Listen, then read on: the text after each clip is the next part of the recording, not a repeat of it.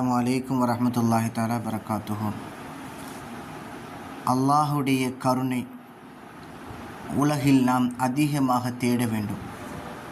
அல்லாஹுடைய கருணை எப்படி கிடைக்கும் அப்படின்னா, அல்லாஹு பூமியில் படைக்கப்பட்ட ஒவ்வொன்று மீதும் நாம் கருணை உள்ளவனாக இருந்தால் வானத்தில் உள்ளவர்கள் நம்மீது கருணை உள்ளவர்களாக இருப்பார்கள் என்று முத்தஹபீப் ரசூலுல்லாஹி ஸல்லல்லாஹு அலைஹி வஸல்லம் நமக்கு கற்றுத்தருகின்றார்கள். நாம் சிந்தித்து பார்க்க வேண்டும்.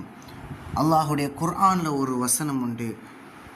சூரத்துல் அஅராஃப் எடுத்து வச்சு பாருங்கள். அல்லாஹ் குர்ஆனில் சொல்லுவான், இன்ன ரஹ்மத்தலில்லாஹ் கரீபும் மினல் முஹ்சினீன். நிச்சயமாக அல்லாஹின் கருணை, அல்லாஹின் அருள் நன்மை செய்வோருக்கு மிக சமீபத்தில் இருக்கிறது என்று அல்லாஹ் குர்ஆனில் அழகிய முறையில் சொல்லி காட்டுகிறான். அன்பு அவ்வளோ நெருக்கத்தில் இருக்கிறது. நாம் சிந்தித்து பார்க்க வேண்டும்.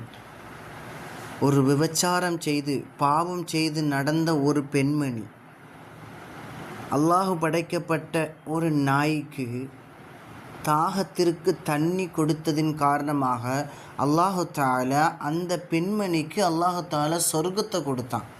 அதே நேரத்தில் தொழுகையில், இபாதத்தில், திக்ரில் அல்லாஹ் நினைவு கூர்ந்து நடந்த ஒரு பெண்மணி ஒரு பூனைக்கு தாகத்திற்கு தண்ணி கொடுக்காததின் காரணமாக அல்லாஹு தஆலா அவளுக்கு நரகத்தை அல்லாஹ் கொடுத்திருக்கின்றான்.